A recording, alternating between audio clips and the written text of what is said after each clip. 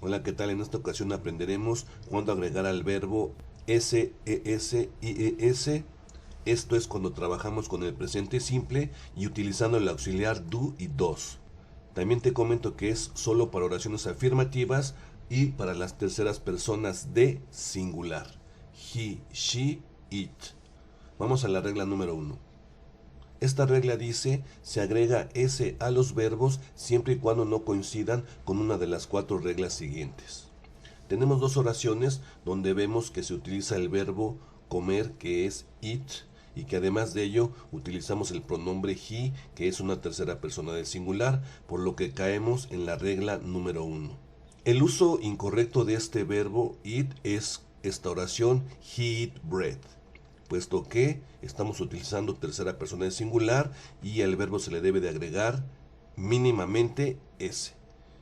Y la oración correcta queda como he eats bread. Él come pan. Vamos a la regla número 2. Esta dice, se agrega ES a los verbos siempre y cuando estos terminen en O, X, Z, S, SS, SH, CH. Y con estas dos oraciones ejemplificamos. Utilizamos el verbo go y utilizamos el pronombre she.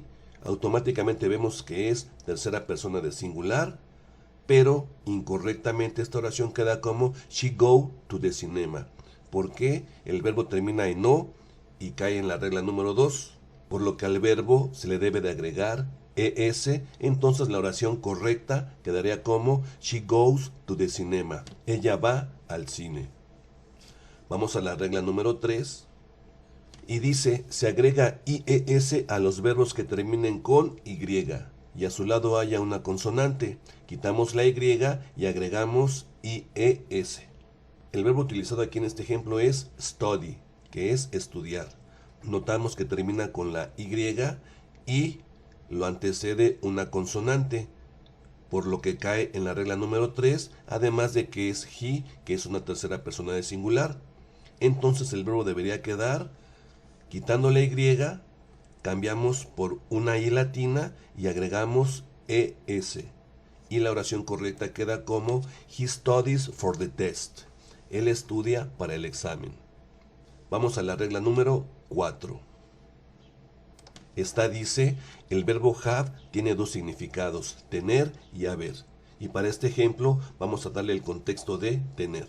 Nota, para la tercera persona de singular no usaremos have, usaremos has. Esto quiere decir que en nuestro ejemplo incorrecto dice Eduardo y esto lo podemos igualar con el pronombre personal he y caemos que es una tercera persona de singular, por lo que el verbo no tendría que ser have. La oración dice Eduardo have a cell phone, incorrecto. Es tercera persona de singular, por lo que el verbo tiene que ser has. Y la oración correcta queda como Eduardo has a cell phone. Eduardo tiene un celular. Vamos a la última regla, que es la regla número 5. Y esta nos dice, a los verbos modales no se les aplica ninguna regla. El verbo can es un verbo modal. Hay más verbos modales, pero solamente trabajaremos el can en esta ocasión. Can significa poder. Entonces, nuestra oración incorrecta sería que al verbo can aplicarle la regla número 1 que dice que se le agrega S mínimamente a los verbos y entonces esta oración incorrecta quedaría como Mary can't talk. Es incorrecto. Para que quede correcta esta oración solamente se usa el verbo can sin ninguna modificación, por lo que la oración correcta queda como Mary can talk. Mary puede hablar. Pues bien, espero que hayas entendido estas 5 reglas, que las estudies, que las tengas en mente para cuando trabajes con el presente simple y usando auxiliar do y dos, porque en la parte afirmativa tendrás que aplicar alguna de estas 5 reglas a los verbos que utilices en tus oraciones. Y bien, see you next video.